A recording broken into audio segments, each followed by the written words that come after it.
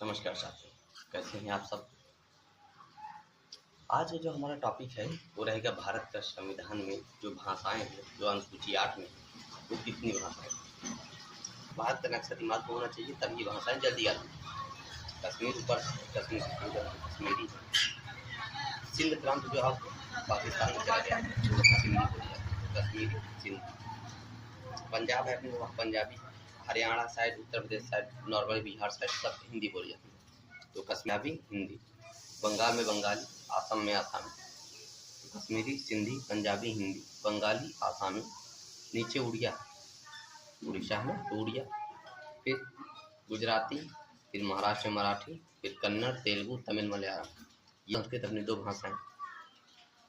उर्दू मुसलमानों की भाषा नहीं है, मुसलमानों की भाषा अरबी है। सिर्फ भारत के मुसलमान उर्दू की भाषा का प्रयोग करते हैं। तो इस प्रकार से उर्दू, संस्कृत। फिर नेपाल चूँकि अपना ऊपर सटा हुआ, वो भी एक भाषा है, नेपाली, मणिपुरी, कोंकणी, बोडो, डोगरी, मैथिली, संथाली। टोटल 22 भाषाएं हो गई हैं। इस प्रकार से ये थी भारत के संविधान में वर्णित भाषाएं।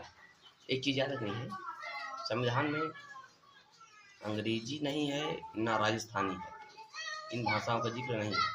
बल्कि जब हम लोग साहित्य अकादमी पुरस्कार देते हैं उस समय सारी भाषाओं का उल्लेख होता है, मतलब वो राजस्थानी भी और अंग्रेजी भाषा में भी तो साहित्य अकादमी पुरस्कार दिया जाता है।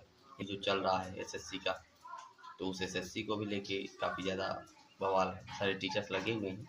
6 तारीख को मीटिंग होने वाली है, उस समय देखेंगे क्या होता है। तब तक आप लोग का सबसे बड़ा धर्म है कि आप पढ़ते रहें, पढ़ाई में फोकस रखें, अपने पढ़ाई के समय को व्यर्थ न जाने दें, क्योंकि सबसे ज़्यादा इम्पोर्टेंट जो काम है वो पढ़ाई।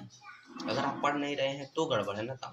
मान लीजिए हम लोग प्रयास कर रहे हैं उससे सही हो जाए, सब कुछ ठीक हो जाए, तत्पश्चात अगर देखें कि क्या चल रहा है माहौल, कैसा चल रहा है माहौल, तो उस समय गड़बड़ ना हो ना। इसलिए आपका कर्तव्य बनता है कि आप पढ़ाई में फोकस करें। तो पढ़ते रहिए, मुस्कुराते रहिए, ऐसे ही मन लगा के मेहनत करते रहिए। धन्यवाद, नमस्कार।